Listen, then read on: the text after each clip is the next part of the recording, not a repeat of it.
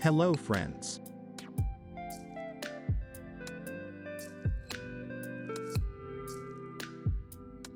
Today I would like to introduce you to the car that was destined short life, but bright, with many awards and records.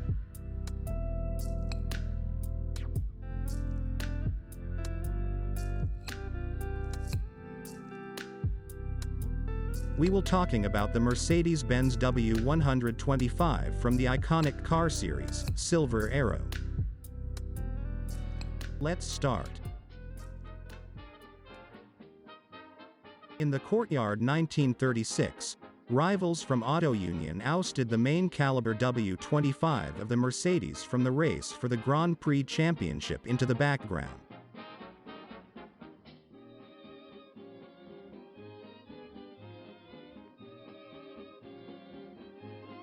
Due to the uncompetitiveness of its car, the Mercedes management refuses to participate in 1936 Grand Prix races mid-season, to concentrate on car development, which would allow them to return to the top of motorsport. That year, Bernd Rosemeyer became the European champion driving Auto Union Type C.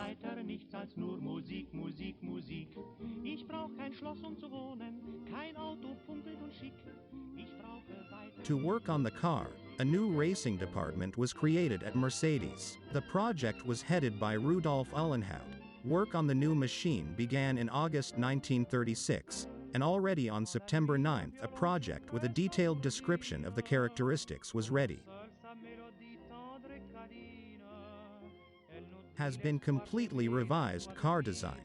First of all, Uhlenhaut drew attention to the fact that the W25 had a too stiff suspension, and for the first time proposed making the springs softer and the shock absorbers stiffer. In addition, the swinging rear axle has been replaced by a de Dion system with articulated tubes, longitudinal torsion bars and friction dampers. Mercedes-Benz W125 received a solid tubular frame oval section nickel chromium molybdenum steel and single unpainted aluminum body with improved aerodynamics. Until 1938, the Grand Prix rules did not limit the volume of the power unit, so the inline 8-cylinder the Mercedes-Benz double overhead camshaft engine was increased to 5,663 cc and now produced from 560 to 640 horsepower and had a weight of 222 kilograms, which was 30% of the mass of the car. Hear how this monster sounds.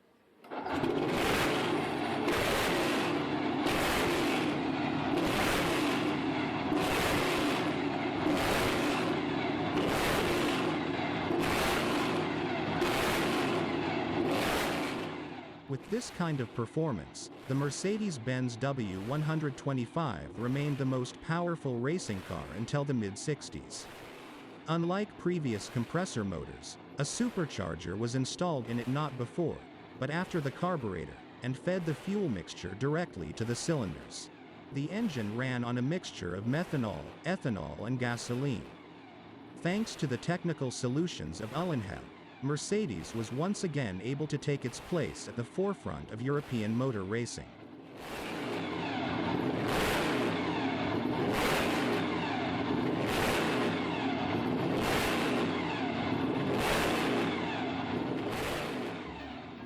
The W125 raced for the first time in May at the Tripoli Grand Prix in 1937, when Mercedes-Benz raced in 4 cars.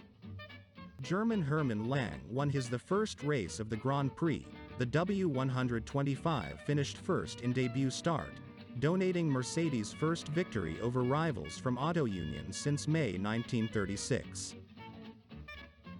Next 2 races, Avisrennen and Eifelrennen, did not bring significant results. The results of the American Vanderbilt Cup and the Belgian Grand Prix were similar. That all changed when the W125 was equipped with a new supercharger. It happened on the eve of the German Grand Prix, at the famous Nürburgring track. Mercedes and Auto Union, in front of their native audience, fought for the title of the best. Mercedes prevailed in first and second positions. Rudolf Caracciola won his first win of the year and Manfred von Brochich followed in second. In the next rounds of the Grand Prix of Monaco and Switzerland, Mercedes left no chances to rivals by taking all the prizes.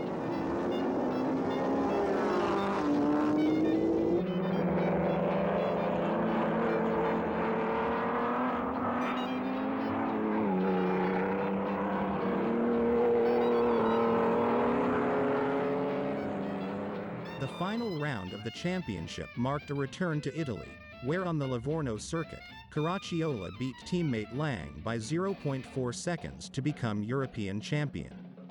Von Brochich left the race and finished second in the overall championship. Kotz and Lang finished third and fourth, with Mercedes taking the top 4 positions in the championship table. In 1938, changes were made to the Grand Prix rules. The maximum weight limit was replaced by a maximum engine displacement limit, which was limited to 3 liters, and a minimum car weight was introduced. The W125 could no longer take part in races without major changes. Instead, Mercedes-Benz began to develop a new car, and the W125 left the racetrack undefeated. The final touch in history was left on January 28, 1938, when Rudolf Caracciola broke the speed record for Class B cars, driving on the Autobahn between Frankfurt and Darmstadt. The car specially prepared for this occasion was equipped with a streamlined body and a forced engine with fantastic, even by today's standards, 736 horsepower.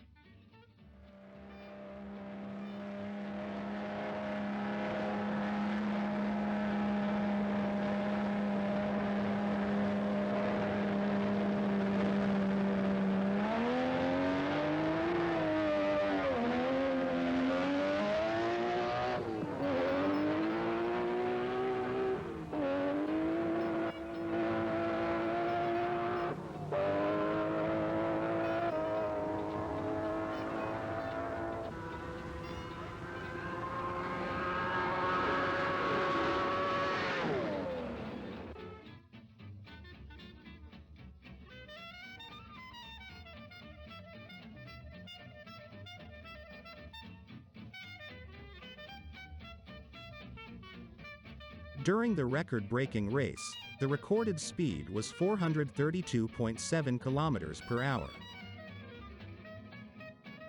The newest at that time, Messerschmitt 109B, flew only 30 kilometers per hour faster.